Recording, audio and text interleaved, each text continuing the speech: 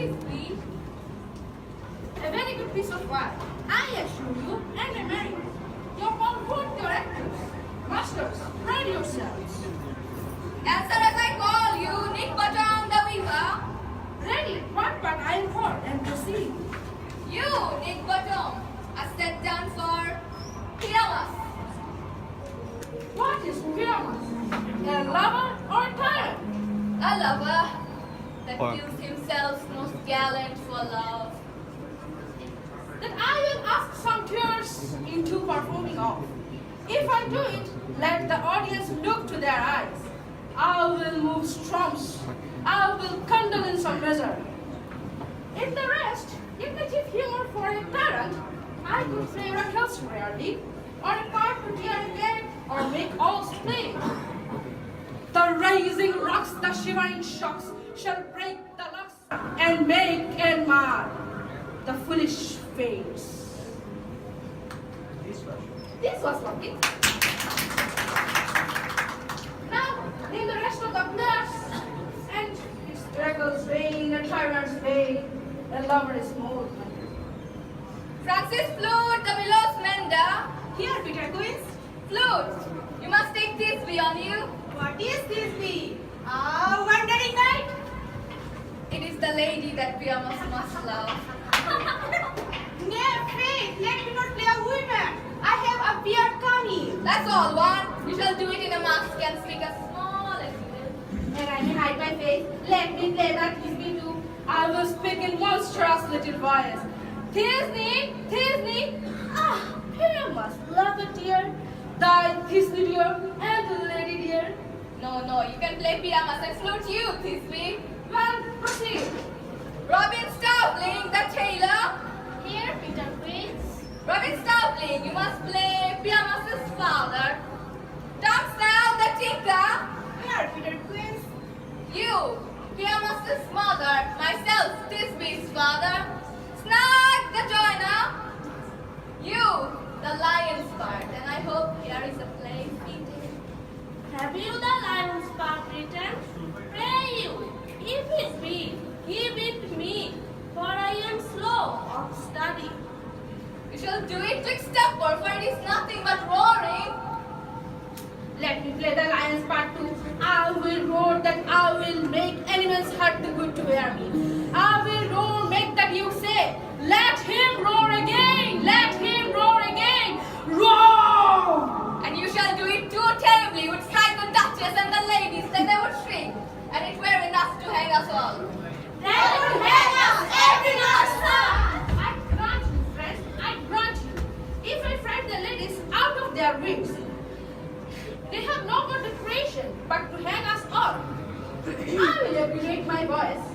I will roar that as gentle as any sucking dove. I will roar and tear any nightingale. Roar! You can play no part but Pyramus, for Pyramus is a sweet-faced man, a gentleman as one shall see in a summer's day, a most lovely gentleman. Therefore, you'll play. Well, I will undertake, for here I am best to play thee.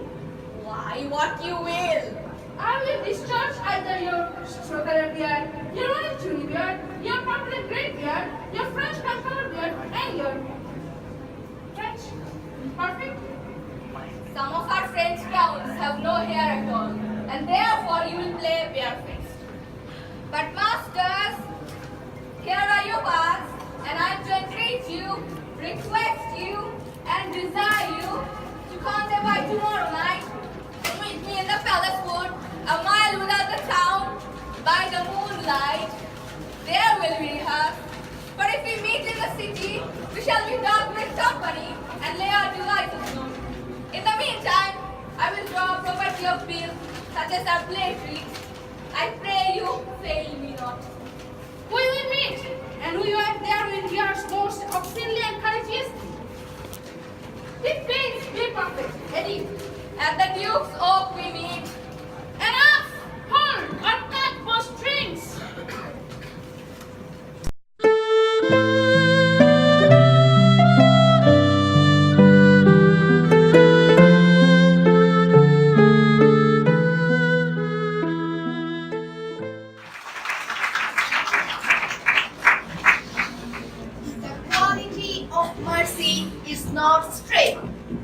drop as a gentle rain from heaven upon the place beneath. It is twice blessed. It blessed him that gives and him that takes. It is mightiest in the mightiest.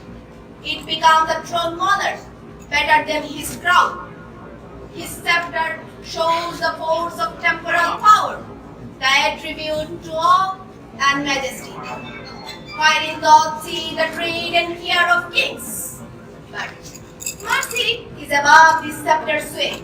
It is enthroned in the hearts of kings. It is an attribute to God himself. And earthly power doth then show like as gods when mercy seasons justice. Therefore, Jew, though justice be thy plea, consider this, that in the court of justice none of us should see salvation. We do pray for mercy, and that same prayer doth teach us all to render the deeds of mercy.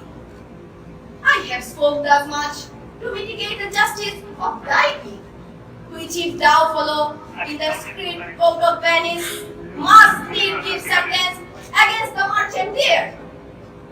My debts upon my head, I break the law, the penalty and forfeit of my bond. Is he not able to discharge the money? Yes, there I tender it for him in the court. Yet twice the sum. If this will not suffice, I will be bound to pay it 10 times over, on profit of my hands, my head, my heart. If this will not suffice, it must appear that malice bears down truth, and I beseech you, rest once the law to your authority.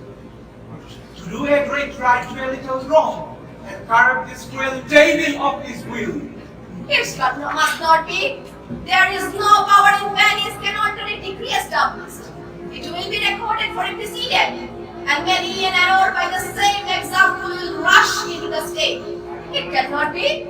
Athenian come to judgment. Yeah, Athenian. O wise and upright judge, how I do honor thee.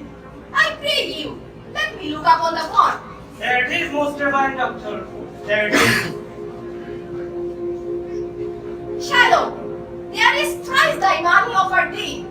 An oath, an oath. I have an oath in heaven.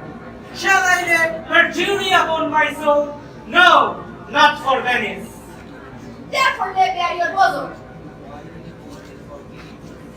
Why, this bond is forfeit, and by these the Jew may claim a pound of flesh, to be by him cut off nearest the merchant heart. Be merciful, take thrice thy money, and bid me tear the bond. Why, it is paid according to the tenor. It doth appear that you are the judge. You know the law. Your exposition has been most sound. I charge you by the law. Whereof you are above deserving millions, proceed to judgment. By my soul I swear, there is no power in the tongue of man to alter me. I stay here on my bond. Most heartily, I do beseech the court to give the judgment. Why then does it is? You must prepare your bosom for his knife. O noble judge, O excellent young man, For the intent and purpose of the law have full relation to the penalty, which here appeared due upon the board. it is very true. O wise and upright judge, how much more elder art thou than thy looks? Therefore lay bare your bosom. I, his breast. So says the bond, doth it not, noble judge? Nearest his heart, those are the very words. It is so. Art the balance have to weigh the flesh? I have them ready. Have by some surgeon Shiloh on your church to stop his own, lest he do bleed to death. Is it so nominated in the bond? It is not so expressed, but what of that? It were good, you do so much for charity. I cannot find it. It is not in the bond. You, merchant, have you anything to say? But little, I am armed and well prepared. Give me your hand, Bassanio. Fare you well. Grieve not that I am bound to this for you. My reign fortune shows herself more kind than is our custom. It is still her use to let the regiment outlive his wealth. That we with hollow eye and wrinkled brow, an age of poverty completely financed. Such minds are you, George Chicago law. Come and meet your honorable wife and tell her the process of Antonio's death. Say how I loved you. Speak me fair in death. And when the tale is told, be hard to judge. Whether Messania had not was a love, that, but that you shall lose your friend, and he repents not, and pays your debt. If the Jew, to God, but deep enough, I pay thee presently with all my heart. Antonio, I am married to a wife which is as dear to me as life itself. But life itself, my wife and all the world are not with me esteemed above my life. I would lose all, I sacrifice them all, here to this devil to deliver you. Your wife would be little thanks for that, if she were mine to hear you make the offer. I have a wife whom I protest I love. I would she were in heaven, so she could entreat some power to change this courage to. It is well you offer it behind her back. A wish would make us an unquiet house. This with a Christian husband. I have a daughter. Would any of the stock of Barabbas have been her husband rather than a Christian? Would she full time, I pray you, her to sentence? The pound of that same mortal flesh is thine. The court awards it, and the Lord will give it. Most rightful judge, And you must cut the flesh from off his breast. The law allows it, and the court awards it. most learned judge, a sentence from prepared.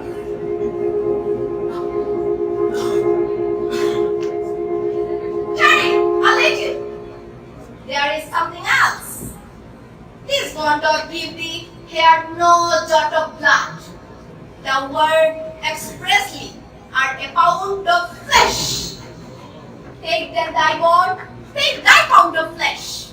But in the cutting it, if thou dost shed one drop of Christian blood, thy lands and goods are by the laws of Venice confiscated. Oh, upright judge, but you will learn judge. Is that the law?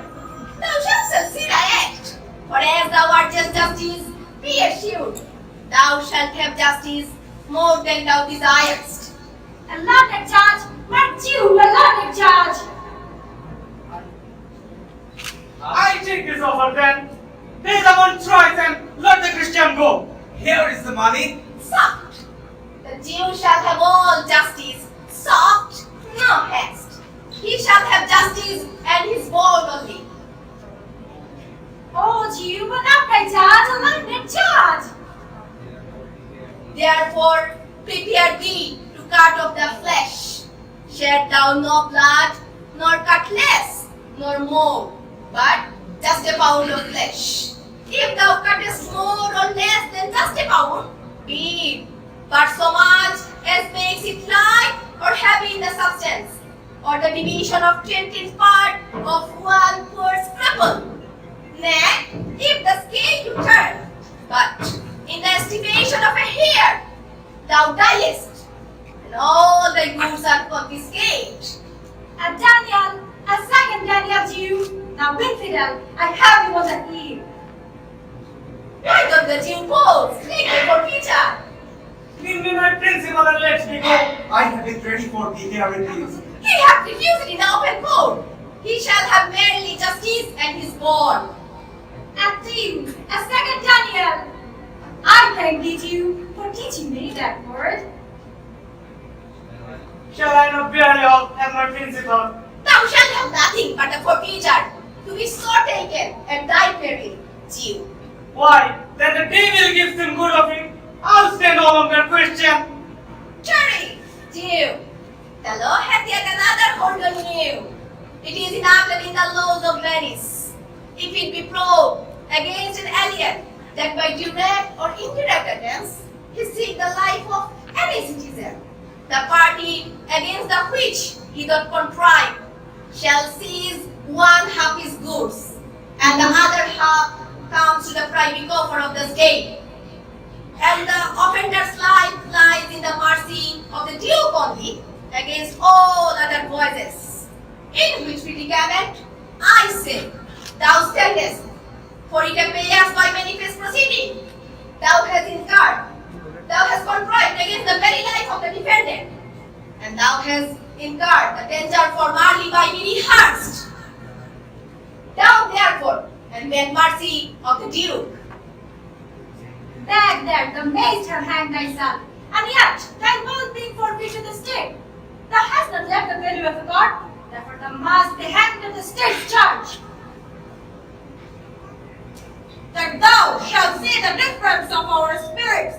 I pardon thee thy life before thou ask it. For half of the wealth it is Antonio's, and other half it comes to the general state, which humbleness will drive undefiled. Hey, for the state, not for Antonio. Nay, take my life and all, pardon not said. You take my house, or you do take the means or my elite. You take my life, or you do take the cross, the thoughts of in my house. What mercy can you render him, Antonio? A Hilton is nothing else for God's sake. So please, my lord, the Duke, and all the court, to quit the part for one half of his goods. I'm content, so you let me have the other half in use to banquet. Upon his death, and the gentleman that lately stole his daughter, two things provided more, that for this favor, he presently become a Christian. The other, that he do record it here in the court of all he dies possessed, and his son Lorenzo and his daughter. He shall do this, or I do recant.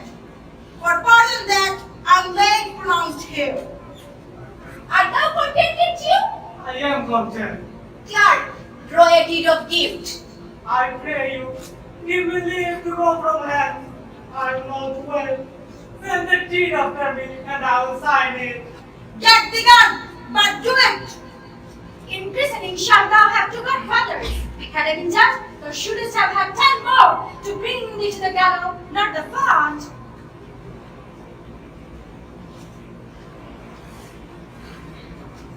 Sir, I entreat you to home with thee in dinner.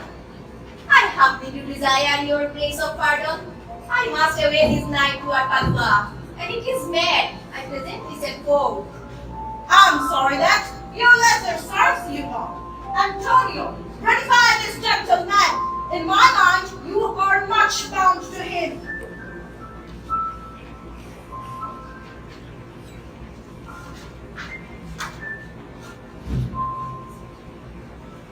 Most worthy gentlemen, I and my friends have by your wisdom been this day acquitted of grievous penalties.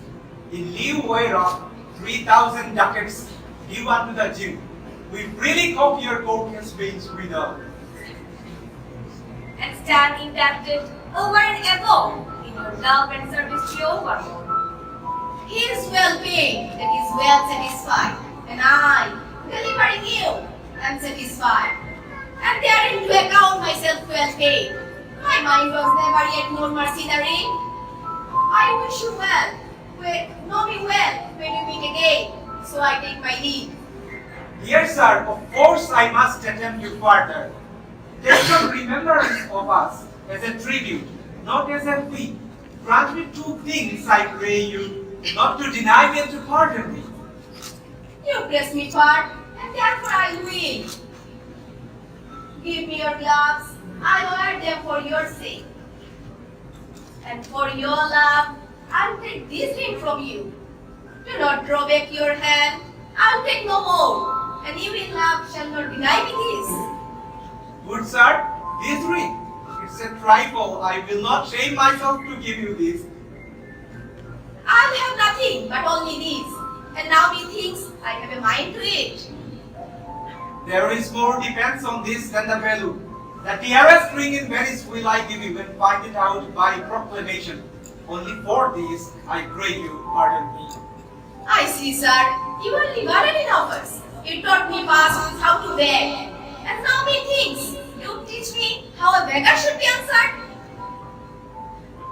Good sir, this ring was given me by my wife, and when she put it on, she made me vow that I should neither sell, nor lose, nor give it.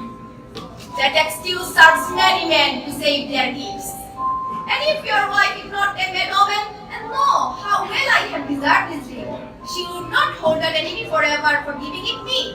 Well, peace be with you.